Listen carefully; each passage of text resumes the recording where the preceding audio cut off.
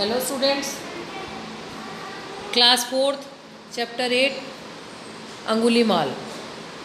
प्रस्तुत कहानी द्वारा यह बताया गया कि हमें पापी व्यवहारहीन क्रूर मनुष्यों के प्रति भी अच्छा प्रेम और दयालुता का भाव रखना चाहिए। दयालुता एक ऐसा भाव है जहाँ कभी कभी बड़े बड़े हृदयहीन दुष्ट भयंकर डाकू हत्यारे और पापी लुटेरे भी बदलकर उदार सच्चे और पवित्र हृदय के मनुष्य ही नहीं, उच्च कोटि के महात्मा और भक्त भी बन जाते हैं। अगर कोई आदमी बिना जो हृदयहीन हो जाता है या दुष्ट हो जाता है, उसको भी अपने अगर दयालुता का भाव रखते हैं या अच्छा भाव रखते हैं, उदार रखते हैं, पवित्र हृदय रखते हैं, तो वह भी हमें कभी कभार महात्मा बन सकते हैं। ऐसी ही एक घटना क्रूर और निर्दयी डाकू अंगुलीमाल के जीवन में घटी थी। एक बार महात्मा बुद्ध विचरण करते हुए कौशल राज्य की राजधानी श्रावस्ती गए। कौशल के महाराज प्रसन्नचित्त महात्मा बुद्ध के परम भक्त थे। महात्मा बुद्ध के परम भक्त थे। महाराज प्रसन्नचित्त है जो महात्मा बुद्ध के परम भक्त थे। महाराज ने महात्मा बुद्ध का बहुत आदर सत्कार किया। मतलब कहने का मतलब यह है कि महात्मा बुद्ध हैं जो एक बार राज्य की राजधानी श्रावस्ती गए। कौशल के महाराज, वहाँ के महाराज थे प्रसन्नचित्त महात्मा बुद्ध के परम भक्त थे, उनके परम भक्त थे। महाराज ने महात्मा बुद्ध का बहुत आदर सत्कार किया, किंतु बुद्ध को लगा जैसे महाराज कुछ चिंतित और उदास हैं। कारण पूछने पर महाराज प्रसन्नचित्त ने उन्हें बताया कि कुछ दिन से राज्य में एक भयानक डाकू ने घोर आतंक मचा रखा है। अंगुलीमाल नाम का यह डाकू लोगों को लूटने के साथ साथ निर्दयतापूर्वक उनकी हत्या भी कर देता है। राजा ने बताया कि कुर्र अंगुलीमाल का नाम कुछ और ही था, पर उसने प्रतिज्ञा की थी कि वह 1000 लोगों की हत्या करेगा। मारे गए लोगों की ठीक संख्या याद रखने के लिए उसने एक तरकीब निकाली। वह जिस व्यक्ति की हत्या करता उसकी एक अंगुली काटकर अपनी माला में पिरो लेता था। इसलिए लोग इस क्रूर डाकू को अंगुलीमाल कहने लगे। भयभीत राजा ने महात्मा बुद्ध को यह भी बताया कि उस डाकू के भय से सारी प्रजा थर थर काँपती है, न जाने कब किसकी बारी आ जाए। राजा की बात सुनकर महात्मा बुद्ध ने डाकू अंगुलीमाल से मिलने का निश्चय किया। अंगुलीमाल एक डाकू था जो उस राज्य के अंदर आके संकल्प क्या लिया था उसने कि 1000 लोगों को मारेगा, और उसकी काउंटिंग याद रखने के लिए उसने क्या उपाय सोचा कि जिस व्यक्ति को वो मारेगा उसकी एक अंगुली काटकर उसकी माला में पिरो लेगा। तो महाराज ने प्रसन्नचित्त ने यह बात महात्मा बुद्ध को बताई और अपनी उदासी का या चिंता का कारण बताया, और ऐसा भी बताया कि पूरी जो यहाँ की प्रजा है वो थर थर काँपती है उस डाकू के नाम से, कि कब किसकी बारी आ जाए कुछ पता नहीं है। महात्मा बुद्ध ने राजा को ढांढस बंधाया और वे घने वन की ओर चल दिए जहाँ अंगुलीमाल रहता था। महात्मा बुद्ध को सभी ने वन में जाने से मना किया, पर उन्होंने हंसकर सबकी बात टाल दी। वन घना होता जा रहा था, लेकिन महात्मा बुद्ध झाड़ियों के पास से निर्भय होकर बढ़ते जा रहे थे।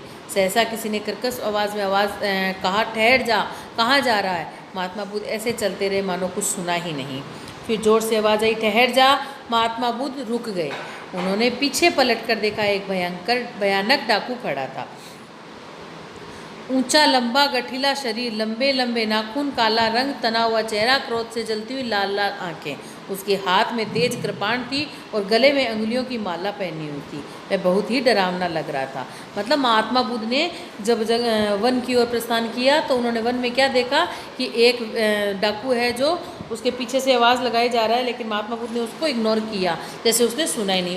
उसने बोला डाकू ने, ठहर जा, कहाँ जा रहा है, लेकिन उन्होंने सुना नहीं। लेकिन जब पीछे मुड़कर उन्होंने देखा तो ऊंचा लंबा गठीला शरीर, लंबे लंबे नाखून, काला रंग, तना हुआ चेहरा, मतलब गुस्से में चेहरा, क्रोध से जलती हुई लाल लाल आंखें, गुस्से से उसकी लाल लाल आंखें, और हाथ में तेज कृपाण मतलब तलवार थी, और गले में अंगुलियों की माला पड़ी हुई थी। बहुत डरावना लग रहा था। महात्मा बुद्ध ने समझते हुए देर न लगी कि वह दैत्य जैसा व्यक्ति डाकू अंगुलीमाल ही है। महात्मा बुद्ध ने अपनी शांत दृष्टि उस पर डाली।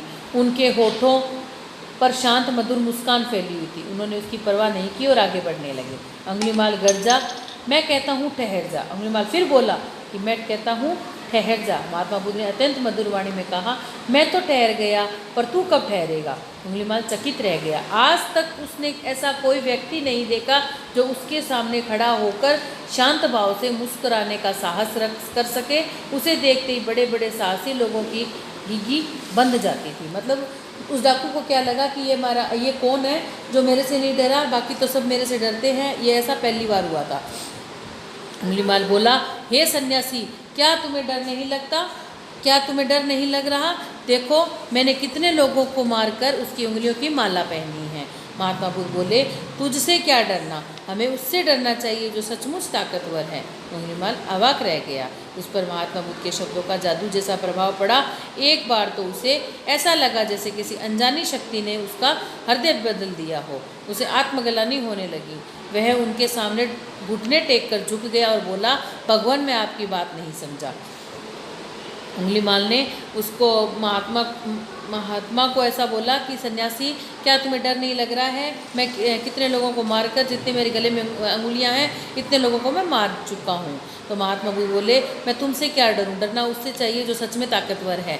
और ये बात सुनकर अंगुलीमाल अवाक रह गया, मतलब आश्चर्यचकित हो गया। महात्मा बुद्ध के शब्दों का जादू जैसा प्रभाव उसके ऊपर पड़ा और वह बदल गया। उसे आत्मग्लानि होने लगी, घुटने टेक कर झुक गया और बोला, भगवान मैं आपकी बात नहीं समझा। महात्मा बुद्ध बोले, अंगुलीमाल, जीवन सभी ही दुखों से भरा है। तुम अपने कर्मों से उन दुखों को और बढ़ा रहे हो। मैं तो बुद्ध होकर जीवन के इन दुखों से छूट गया, पर तुम इस पाप पूर्ण जीवन से कब छूटोगे? मतलब महात्मा बुद्ध ने ऐसा बोला, अंगुलीमाल, जीवन से दुखों से भरा पड़ा है, तुम अपने कर्मों से उन दुखों को और मत बढ़ाओ। मैं तो बुद्ध होकर जीवन से छूट गया हूँ, जीवन के इन दुखों से छूट गया हूँ, पर तुम इस पाप पूर्ण जीवन से कब छूटोगे? अंगुलीमाल महात्मा बुद्ध की बातों को ध्यान से सुनता रहा। वह महात्मा बुद्ध के चरणों में गिर पड़ा और बोला, हे महात्मा, मुझ पापी का उद्धार कर दीजिए। अज्ञानतावश में भटक गया था, मुझे प्रकाश दिखाइए। महात्मा बुद्ध ने अंगुलीमाल को प्रेम और करुणा का उपदेश दिया, अपना शिष्य बना लिया। आगे चल के यही क्रूर डाकू एक संत बन गया। कहने का तात्पर्य यह है कि कोई भी खराब व्यक्ति है तो उसे अगर खराब से नहीं अच्छे हृदय से उनको समझाते हैं या उसे अच्छे हृदय से उसे कुछ बताते हैं तो उसको ज़रूर ये सब चीज़ें समझ में आती है कि बुरा करना गलत है। तो अंगुलीमाल भी एक ऐसा ही डाकू था, लेकिन महात्मा बुद्ध के समझाने के बाद उन्होंने अपना ये सब जो काम था वो छोड़ दिया। प्रेम और करुणा का उपदेश उन्होंने दिया था महात्मा ने, तो वह उनका शिष्य बन गया। तो इसी तरीके से ये चैप्टर आपका कंप्लीट हो चुका है। अब आपको इसके कठिन शब्दों के अर्थ बताइए। हृदयहीन कठोर, क्रूर कठोर, निर्दयी दयाहीन, विचरण घूमना, आंतक भय, थर थर कांपना, बहुत भयभीत होना, सहसा, अचानक, दैत्य, राक्षस, घिघी बंधना, बहु डर जाना, अज्ञानवंश, जानकारी के अभाव में। अब है इसके प्रश्न उत्तर। महाराज प्रसन्नचित्त ने महात्मा बुद्ध को अपनी चिंता का क्या कारण बताया? कुछ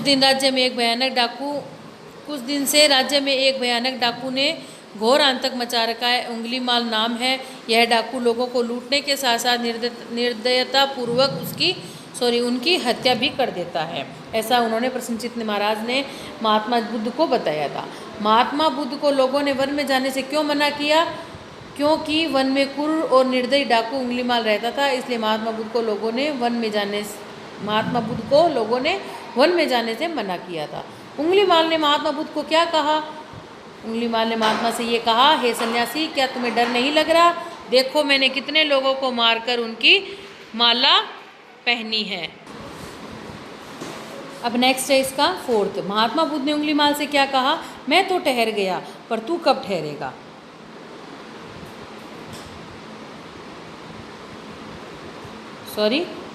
महात्मा बुद्ध ने अंगुलीमाल से क्या कहा था कि मैं तो ठहर गया, पर तू कब ठहरेगा? इससे महात्मा बुद्ध अंगुलीमाल को क्या कहना चाहते थे? जो ये लाइन कही थी महात्मा बुद्ध ने, इस लाइन से वो क्या कहना चाहते थे? उन्होंने कहा कि मैं तो बुद्ध होकर जीवन के इन दुखों से छूट गया हूँ, पर तुम इस पापपूर्ण जीवन से कब छूटोगे? ऐसा उनके कहने का आशय था। अंगुलीमाल के जीवन में परिवर्तन कैसे आया था? महात्मा बुद्ध के समझाने से, उनकी बातें ध्यान से सुनने के कारण अंगुलीमाल के जीवन में परिवर्तन आ गया था। अंगुलीमाल पर महात्मा बुद्ध के व्यक्तित्व और उनके शब्दों का प्रभाव पड़ा।